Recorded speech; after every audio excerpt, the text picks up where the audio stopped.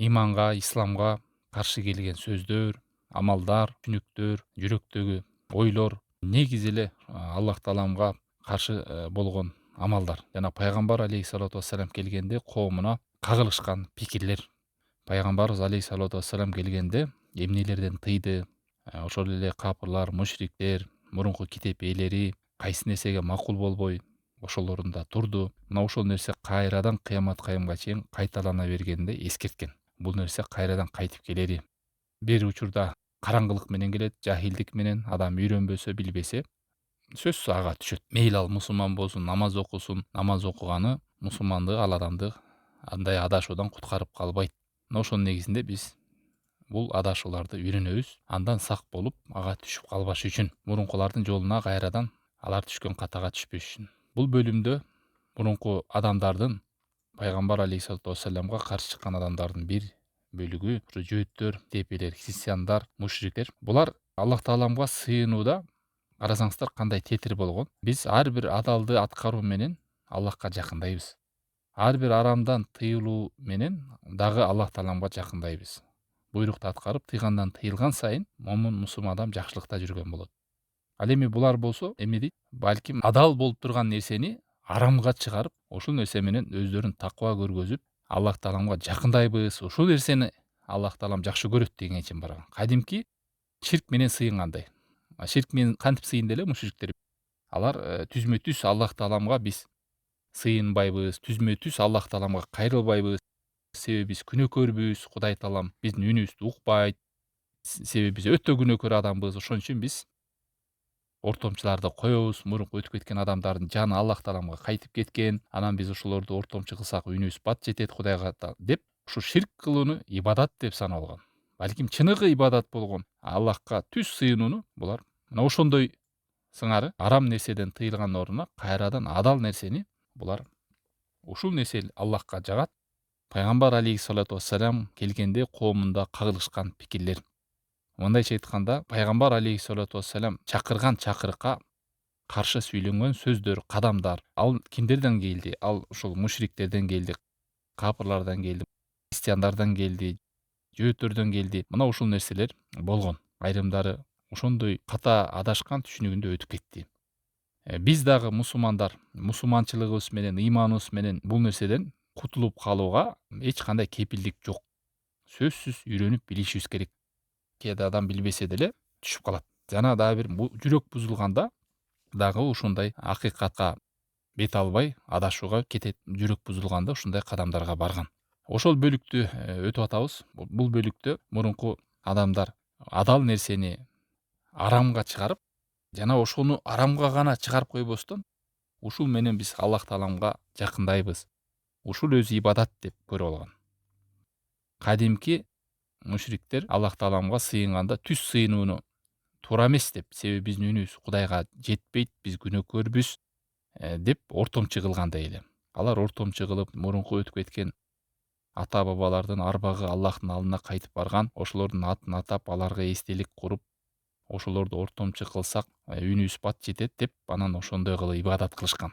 Мына ошол ширк билгиле. Кадимки ибадат кылганда ширк кылып ибадат кылгандай эле адал нерсени да таштабай, булар адалды арамга чыгарып Аллахка жакындайбыз деген ойго чейин барышкан. Ат-таабуду би тахримил халал деген ушул. А болбосо кандай? Туурасы адам баласы канчалык адалды аткарган сайын, арамдан тыйылган сайын Аллахка жакындайт. Адалды адал деп көрүп, арамды арам деп көрсө, жалгыз Аллах тааламдын өзүнө сыйынып. Ал эми ушул жөөттөр, насаралар, ахли китаптар деген Аллах таалам адал деп койгон нерселерди өздөрүнө арамга чыгарып алган. Мисалы, жөөттөр болсо, Алла таалам кредитти арам деп берсе, өздөрүнө эмне дейт? Алар адал кылып алды. Алла таалам аларга кээ бир тамактарды, канча деген тамак түрлөрүн адалга чыгарып берсе, алар болсо аны арам деп алды. Бири-биринин ортосунда акчаны мындай бир алдоо жолу менен алууну арам деп Алла таалам берсе, алар болсо муну бир акылдуулукка салып, өтө бир хитрый жолду, балким бири-бирин мактап, өтө бул кыйын экен, башын иймерип алып алат экен акчаны дегенден чейин барышты да, бул арам деп көргөн эмес. Ал эми мушриктер болсо, Алла таалам адалга чыгарса да канча деген мал жандыктарды арамга чыгарышты. Мына ушундай нерселер болуп келген буга чейин. Алла таалам ортого буттарды коюп сыйынууну арам десе, алар болсо аны адал деп, ушул менен Аллах тааламга жакындайбыз деди. Эми бүгүнкү күндө дагы Аллах сактасын, мусулмандар билбей кээ бир адал нерсени арам десе, арам болгон нерсени адал десе, мына ошол кейипти кайрадан кийген болот. Алла таалам Куранда Майда сүрөсүнүн 87 аятында Я юхалладина аману, о Аллахка иман келтиргендер, ла тухарриму тойибат ма ахалаллах. Силер арамга чыгарбагыла адал нерселерди. Аллах таалам силерге адалдап берди. Чектен чыкпагыла. Чындыгында Аллах таалам чектен чыккандарды жаман көрөт, жакшы көрбөйт. Ал эми чектен чыгуу деген эмне десе, бул Аллах таалам адал деген нерсени арамга чыгаруу. Аллах арамга чыгарган нерсени адалга чыгаруу. Мына ушул өзү чектен чыгуу. Же арам нерселерге кош көңүлдү кароо. Эми эмне болуп калыптыр? Кредит деле бул деле сооданын бир түрү да экендей. Кыскасы, мурунку доордогу адашуулардан бири ошо арамды адалга чыгарып, адалды арамга чыгарган адашкан адамдардын топтордун амалдарынан. Фала яжузу ли ахад ан юхаллила ва юхаррима илля бидалили мин китабилла. Ошондуктан кайсы бир адам болбосун тыюу салынат. Аллах адал деген нерсени арамга чыгарса, же Аллах арам деген нерсени адалга чыгарса, тек гана Аллахтын китебинде, пайгамбар алейхиссалату вассалам жолунда гана арам десе, мына ошол нерсе менен арам дейт. Аллахтын китебинде арам деген нерсени биз арам дейбиз. Анан өзүбүздүн табитибизге жакпаса, өзүбүзгө унабаса деле, бул арам тигил адал деберден өтө сак болуш керек. Эгерде аны менен эле чектелбестен, бул нерсе менен биз ибадат кылабыз, ушул менен Аллахка жакындайбыз десе, анда кудум ушул жөөттөрдүн жолун жолдогомундай болот, Алла сактасын. Ушул нерседе. Мисалы, мушриктер болсо кечеги сабакта өткөндөй Каабаны айланганда жылаңач айланган. Аллах таалам мынтип жылаңач болуп Каабаны айлангыла деп буйруган жок да. Авратты көрүнүш арам, бирок ошо авраттарын көргөзүп алар айланган. Ушул нерсе менен биз энеден туума болгондобуз Аллахка жакындайбыз деген. Мындай күнөө иштер менен Аллахка жакындоо. Күнөө иш менен эч убакта адам баласы Аллахка жакындабайт. Аллах таалам буйрубаган нерсени аткарып, адам баласы Аллахка жакындабайт. Бул өтө коркунучтуу нерсе. Бул мына чыныгы караңгылык, пайгамбар саллаллаху алейхи вассалам катуу тыйган, Аллах таалам катуу тыйган нерсе. Мына ушул нерсенин айынан канча деген адамдар Аллахтын наалатына калып, ырайымынан ажырап, имандан алыстап өтүп кеткен. Мына бул эски мурунку учурларда да болгон, бүгүнкү күндө дагы айрымдар надандык менен, караңгылык менен билбегендиктен, айрымдар жүрөктөрү бузулуп кеткендиктен ушундай каршы иштерге бара бериши мүмкүн. Мисалы, мушриктер жылаңач болуп Каабаны айланган болсо, бүгүнкү күндө кээ бирлер кийимчен болуп Каабаны эмес, кабырды айлангандар бар. Мусулмандар Аллах үчүн курбанчылык кылган болсо, айрымдар бир төлгөчүгө, бүү бакчыга барып, ошого жакындайын, ошонун жиндерине жакындайын деп, же баланча жана Туркистанга окшогон жерлерге барып, мазар айланып, ал жерге барып, мал союп, арбакка жакындайын, же баланча олияга жакындайын деп союу. Окшоштук, Алла сактасын. Кадимки мушриктер алар эмне деди? Биз Аллах тааламга сыйынганыбыздын бир эле максаты, бул ортомчу коюп, буттарды коюп сыйынганыбыз Аллах тааламга жакындайлы деп сыйынабыз дейм. Булар тек гана биздин шапаатчыларыбыз деп. Мына мурунку мушриктер ушундай абалда болгон. Мындайча айтканда, ширк кылып ушу менен Аллах тааламга жакындайбыз деген. Ошон үчүн бул нерсени арам адалды үйрөнүп билбесек, тилди тыйыш керек. Заматта бир нерсени арамга чыгаруудан, заматта бир нерсени адал деп билбей адалга, билбей арамга чыгаруудан. Андан кийинки бөлүктө мына ошондой эле пайгамбар алейхиссалату вассалам каршы турган, катуу эскерткен, бул жол туура эмес экенин Аллах таалам да эскерткен. Бирок тилекке каршы буга чейинки, исламга чейинки коомдордо да бирден бир адашкан ошол христиандар, жөөттөрдүн бир кылыгы, алар өздөрүнөн чыккан, мейли аалымдар болсун, өздөрүнүн уламалары десин, поптору, жанагындай рухбандарын, мындайча айтканда Аллахка сыйынбастан ошолорго сыйынууну негизги Кудайдай көрүп алган да. Алардын буйругу буйруктай, тыюусу тыюудай. Ал буйрук Аллах тааламдын буйругубу, алар тыйган нерсе Аллах таалам тыйганбы, булардын буйругу Аллахтын буйругуна каршы келеби, булардын тыйган Аллах таалам буйругуна каршы келбейби, аны башы ооруган эмес, Кудайдай көрүп. Сөзүн сөздөй, амалын амалдай кабыл алган. Мына ушул нерселер тараза көргөн. Аллах таалам Тавба сүрөсүнүн 31 аятында «Иттахаду ахбарахум ва рухбанахум арбаба мин дунилла». Алар өздөрүнүн топторун, башчыларын, аалымдарын Аллахты таштап, ушуларды роб кылып алды дейт. Башчы кылып алды, Кудай кылып алып алды. Болбосо христиандардан бөлүктөрүнө попторун кудай кылып алса, Иса алейхисалам эмне деди? Иса алейхисалам тек гана ал жалгыз Аллахтын өзүнө гана сыйынгыла деп буйруган. Алар күнөө иштеди эле баш ийи берген да. Мындай так билиш үчүн. Эмне үчүн булар ушуну бир өздөрүнүн молдолоруна, өздөрүнүн алымдарына сыйынып кетишти? Кандай жол менен десе, алар арам десе арам деп көрө берген. Ал арамды Алла таалам негизи адал кылса да. Алар адал десе деле булар адал деп көрө берген. Ал чындыгында ал адал Алла таалам арамын кылып берген эле. Ушул нерсенин өзү ибадат да. Эгерде сиз билиңиз, бир нерсенин адал экенин анык билип турган болсоңуз, Алла тааламдан пайгамбар алейхиссалату хадиси менен, бирок кайсы бир адам ошону арамга чыгарса, сиз баш ийип кеткен болсоңуз, анын сөзүн Аллахтан, Аллахтын элчисинен өйдө койгон болосуз, Алла сактасын. Ахли сунна бизде белгилүү аалымдарга баш ийилет, ооба. Бирок алар кандай кылып баш ийилет? Аларга баш ийүү деген Аллахка каршы келбеген нерседе. Алар ушул Аллах тааламга сыйынууга, пайгамбар алейхиссалату вассалам хадисин түшүндүрүп берүүгө, ушуларды баяндоого, ошол нерсе. Ал эми Аллахка, пайгамбар алейхиссалату вассалам каршы келе турган болсо, баш ийилбейт. Ким болбосун ал? Ата-эне болобу, алым болобу, олия болобу, ким болбосун? Бир махлукатка, Аллахка күнөө болгон нерседе баш ийилбейт. Ким гана болбосун. Бир нерсе адал экенин билесиз, ошону бирөө арам, мен үчүн арам кылып койчу десе, баш ийбейсиз. Бир нерсенин арам экенин билесиз, так Аллах таалам арам кылган. Бирок ошону бирөө адал кылгысы келсе, сиз ага баш ийип адал кылып салбайсыз. Адал деп көрбөйсүз. Ал эми мурунку коомдо ал менен баш ооруган эмес. Эми биздин поптор, башчылар эмне деди? Биз башыбыз оорубайт. Олар өздөрү жооп берет. Адал деди, биз адал дей беребиз. Арам дедиби, арам дей беребиз. Деп акыры барып ушинтип дини бурмаланды. Эч кими изилденген жок. Жанатип келип акчалар топтоп келип 5 жылдык күнөөлөрүн кечирип салчу да акчаны таштап кетет церковьтерине белгилүү. Ошентип диндерин оюнчук кылып, Аллах сактасын, Аллах арам кылган нерселерди адал кылып, адал кылган нерселерди арам кылып жүрө беришкен. Ал эми мусулмандарда эреже Аллахка күнөө болгон нерседе эч бир махлукатка баш ийилбейт. Аалымдар көпүрө Куранды, сүннөттү түшүндүрүп берүүчүлөр. Аллах таалам Куранда Нахл сүрөсүндө айтат: "Вала тaqulu lima tasifu alsinatukumul kadiba hada halalun wa hada haram litaftaru alallohil kadib."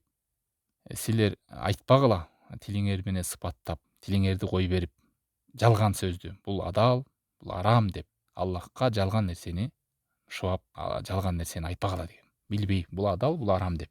Инналлазина яфтаруна алаллохил кадиба. Кайсы бир адамдар Аллахка жалган нерсени жаба турган болсо, алар эч жокто кутулбайт. Матаун qalil wa lahum azabun alim. Бул дүйнө аз гана убакыт өтүп кетет, бирок акыретте жанчыдагы азап бар. Ошон үчүн биз ахли сунна аалымдарга туура болобу, туура эмес болобу, биз башыбыз оорубайт деп антип баш ий бербейбиз. Туура жерине баш ийебиз, туура эмес жерин туура эмес деп билебиз. Кайсы нерсесинде баш ийебиз? Аллахка карама каршы келбеген жеринде баш ийебиз, Аллахка күнөөлөгө турган нерседе баш ийбейбиз. Катасын катадай, туурасын туурадай. Чындыгында чындык адам менен билинбейт, адамдар чындык менен билинет. А эгерде ал адамдын туура же туура эмесин билбей турган болсоңуз, анда сизде үзүр бар дагы билгендерден сурайсыз ошонун деңгээлинде. Ушундай бир таң калыштуу кейип уктум. Бул кандай деп тактайсыз. Бирок эгерде жанагынтип жалган маалыматтарды айтып, адамдарды адаштыргандар болсо, кыямат кайымда аны ээрчип кеткен адамдардын күнөөсү ошол жалганды таркаткандарга топтоло берет, Алла сактасын. Ошон үчүн бул олуттуу маселе. Мына ушинтип диндери бурмаланган мурункуларда. Эгер биз дагы аныктабай эле арамын арамдай, адалын адалдай ким чыгарып берсе деле ишенип кете бере турган болсо, динибизди жогото алабыз, Алла сактасын. Мурунку адамдар башчыларын кудай кылып алгандай, эмнеси? Кудай кылган ошол да. Арам нерсени адалдап берсе де, адал нерсени арамдап кылып берсе, ошого баш ий берсе, анда Алла тааламдын сөзүнө баш ийип, тыйгандан тыйылып жүрөбүз. Андан кийинки дагы бөлүк булардан адашкандар буга чейин пайгамбар саллаллаху алейхи вассалам келгенде, мурунку пайгамбарлар келгенде да коомунда тедир сүйлөгөндөр, Аллахка каяш айткандар, каршы келген адамдардын дагы бир кылыктарынан таң каласың. Булар адашкандар. Аллах тааламга кээ бир кемчилик нерселерди таандык кылган. Мисалы, баласы бар дегени, Аллах таалам дагы кээде бир нерсе муктаж болот, Аллах таалам деле чарчайт. Бирок ошол эле учурда ушул сөздөрдү Аллахка таандык кылып, ушул кемчиликтерди өздөрүнүн попторуна, өздөрүнүн башчыларына таандык кылган эмес да. Жок, бул туура эмес деп. Көрдүңүздөр, адамдын жүрөгү кыйшайганда бузулганда адамдын акылына сыйбаган такыр бир тетир нерселер жасап баштайт. Акты кара деп, караны ак деп. Бир эле учурда Аллах Тааламдын баласы бар дейт, Аллах муктаж дейт, Аллах чарчайт дейт дагы. Анан өздөрүнүн урматтап сыйлаган башчыларын эмне дейт? Бул нерседен алыс дейт. Мисалы, Аллахтын баласы бар деди. Айрым яһудтар Алла Тааламды окшоштурду. Кудайдын баласы Узейр деди, бири Иса деди, христиандар. Ал эми мушриктерчи, Меккенин арабтары. Алар болсо периштелер Аллахтын кыздары деди. Ал эми христиандар болсо жок, бул туура эмес, бул Аллахтын балдары бар, аялы бар деп чыкты. Бүттү Аллахка кемчилик боло турган нерселерди таандык кылды. Субханалла. Арабтар болсо мисалы, азыр бүгүнкү күндө какшап сайрап атпайбы кээ бирлерчи? Арабтардын дини келип атат, анан субханалла, пайгамбар алейхиссалату вассалам келгенде арабтарга каршы турган өзү. Арабтардын туура эмес салттарына, адаттарына, ушундай ыйманга, исламга каршы келген канча деген сөздөрү, кадамдары болгон. Мына арабтардын кылыктары. Пайгамбар алейхиссалату вассалам бул арабтардын каада салтын таркатканы келген жок. Аллахтан келген динди ааламга таркатканы келди. Ошондой Аллах сактасын, кор болуп адам пайгамбар Мухаммад алейхиссалату вассаламдан кийин, исламдан кийин пайгамбар келбейт. Бул ааламга келди. Мындан ары кыямат гана келет болду. Арабы болобу, араб эмес болобу, баардыгы кимди Аллахка каршы сөз сүйлөдү, исламга каршы сөз сүйлөдү, ошону тууралап, акыйкатты жеткирейин деп келди. Бул бир улуттун же бир топтун дини эмес. Акыйкат ачык, айкын. Алла Таалам бул пайгамбарды алейхиссалату вассалам жөнөттү. Эч бир жакшылыкты калтырбай жеткизбеген, эч бир жамандыкты калтырбай эскертпеген. Мына ушул арабтар өздөрү Аллахка канча деген ылайыксыз, кемчиликтүү нерселерди таандык кылып, ошол нерселерге каршы турду пайгамбар алейхиссалату вассалам. Периштелерди Аллахтын кыздары деген булар. Мындайча айтканда мушриктери. Өздөрү болсо кыздарды жаман көргөн да, мушриктер. Кыз төрөлүп калса ачууланып, өздөрүн бактысыз тутушуп, айрымдар өлтүрүп, тик гана балалуу болгонду каалап, кыздарды жек көргөн. Анан ошол учурларда мындайча айтканда периштелерди Кудайдын кыздары деп койгон. Кандай адам баласы Аллахтан келген кабарларга каршы болгондо мээси айныйт, сүйлөгөн сөзүнө ээ болбойт. Жүрөк бузулгандан кийин ушинтип адамдын акылына сыйбаган бир келжирек кептерди сүйлөп баштайт. Аллах Таалам Куранда Нахл сүрөсү 57-аятта «Уяжалуна лиллахил банат субхана ва лахум ма яштахун». Мына улар дейт Алла Тааламга кыздарды таандык кылып кой дейт. Аллах Таалам бул нерседен аруу дейт. Анан дагы бир күркүмүштүүсү, мына ушул жогоруда айтпадыкпы, Аллах Тааламды муктаж деди, чарчаган дейт, баласы бар деди, бирөө болсо аялы бар дейт, бирөө болсо кыздары бар деп, ар кандай дөөрүктөр сүйлөгөнү менен булар мурунку адамдардан өздөрүнүн падышаларында мындай окуялар болгон да. Падышаларына бир делегаттар кирип калат. Анан жанында вазирлер бар, жан жөкөлөр бар. Анан баягы кирген делегаттар сурайт: «Ой, падыша кандай, ден соолугу, бала чакасы кандай, аялы кандай, үй бүлө жакшыбы?» десе, жанындагы жанагы кошоматчы вазирлери ачууланып: «Сен адепсиздик кылдың, биздин падышанын аялы, баласы деп айтуу ылайык келбейт. Бул падышабыз, бул аялга, балдарга муктаж эмес» деп, мындай падышасын бул нерседен аруулап атат. Анан тиги арасында түшүнгөн бир адам таң калды: «Силер падышаңарды аялдан, бала чаканан аруулап, бул нерсени бир кемчилик катары тутат экенсиңер да. Анан бул нерсени Аллахка таандык кылганыңар кандай?» деген да. Ошо христиандардын убагында болгон окуя. Дегенде унчукпай калышкан. Өзүңөр Аллахтын аялы бар, баласы бар деп келип, анан падышаңарга келгенде бул нерсени таандык кылыш уят болуп калабы силерге эмне деп. Аллах сактасын. Бул нерседен эмне сабак? Мына ошентип чындыкты адам кабыл кылбаса, жалган нерсе менен сыналат дагы. Ошол нерсени коргоп, ошо менен өтүп кетүү коркунучу бар. Мурунку коомдордо болгондой. Болбосо таза жүрөк, бул дебайт, Аллах жалгыз, анын баласы, аялы жок, эч нерсе муктаж эмес, чарчабайт. Аллах Таалам уктабайт. Эч нерсе муктаж эмес. Баласы бар, аялы бар, уктайт, чарчайт, муктаж деп, анда эмне бул? Эмне деген Кудай бул? Аллах сактасын. Мына ошентип адашкан. Дагы бир буга чейинкилерден адашкан, дагы бир туура эмес түшүнүктөрү, сөздөрү, кадамдарынан бири Аллах Таалам жазып койгон тагдырды четке какышкан. Айрымдар болсо, тагдыр деген жок, мен өзүм жаратам тагдырды, эч нерсе жок десе, айрымдар болсо, биз мажбурланганбыз, эмне жазылган болсо бизде эрк жок деп. Болбосо тагдыр деген бул Аллах Тааламдын илими. Тагдыр деп өлчөп, аныктап, тактап жазып койгон бул аалам болгонго чейин. Ошо Лаухул Махфузда жазылган, аалам жаралганга чейин. Ушул нерсеге ыйман келтирүү бул ыймандын 6 рүкүнүн бири. Ыйман деген бул Аллахка, периштелерге, китептерге, элчилерге, акырет күнүнө, жакшылык менен жамандыктын болушуна, тагдырга ишенүү деп айтып келатабыз. Алла таалам Куранда айтканда: «Инна кулла шейин халакнаху би кадар». Биз чындыгында бардык нерсени тагдыр менен жараттык. Ал эми тагдыр бул Аллах тааламдын ишинен, Аллах тааламдын амалдарынан. Аллах таалам ушул нерсени жазып койгон ааламда боло турган. Бул эмнени билдирет? Бул Алла тааламдын кудурети чексиз экени, аалам бүт Аллахтын көзөмөлүндө экени. Эч нерсе Аллах таалам мурсатсыз. Мындай эгер тагдыр жок, мындай эч нерсе билбейт бул Аллах тааламга бир айыпчилик болот. Бүт нерсени Аллах каалап, билип, аныктап, тактап жазып койгон. Ким кандай болот, эзеликте бүт нерсе сыпатталып жазылып калган. Мына ушул нерсенин баардыгы Лауху Махфуз деген жерде жазылган. Силерге кандай гана жер бетинде абал болбосун, силердин жаныңарга келеби эмне болбосун, мунун баардыгы китепте жазылып калган деп Куранда Алла таалам айткан. Силерди жаратканга чейин эле. Инна далика алаллахи ясир. Бул чындыгында Алла тааламга өтө жеңил. Хадистерде келгендей, башыңа кандай бале келсе, ал адашып же бир ката болуп келип калган жок. Сени өтүп кете турган нерсе сага тийип кетпейт. Бүт калем учу, сыясы кургап бүт жазылып калган. Жаңылыштык менен же мындай кылбай койгондо тигиндей болуп кетмек, мындай болгондо мындай болмок. Жок, андай бүт нерсе жазылган. Бул ахли суннада биздин мусулман, момун, Аллахка, акыретке, тагдырга ыйман келтирген адамдын абалын айтып атабыз да биз азыр. Бирок ушул түшүнүктөргө мурунку адамдар каршы чыккан. Жогоруда айткандай, бири тагдырды биз жаратабыз десе, бири биз мажбурланганбыз деп атат да. А мусулман адам айтып атат, эч нерсе болбойт, тек гана Аллахтын каалоосу менен болот. Бул нерсе жазылган. Аллаху халику кулли шей. Бүт нерсени Алла таалам жаратканында жазып койгон. Жакшылыкты да, жамандыкты да. Ыймандын, тагдырдын 4 маратиби бар, 4 даражасы бар. Биринчиси биз ыйман келтиребиз, Алла таалам баардык нерсени билген. Экинчиси биз билебиз, Алла таалам баардык нерсени ушул Лаухул Махфузда жазып койгон. Үчүнчүсү биз ыйман келтирип билебиз, Алла таалам баардык нерсени өзүнүн каалоосу менен, билими менен жазып койгон. Төртүнчүсү Алла таалам бүт нерсени жараткан. Мына ушул тагдырдын маратиптери деп коет. Ушуга ыйман келтирүү важип, парз бизге.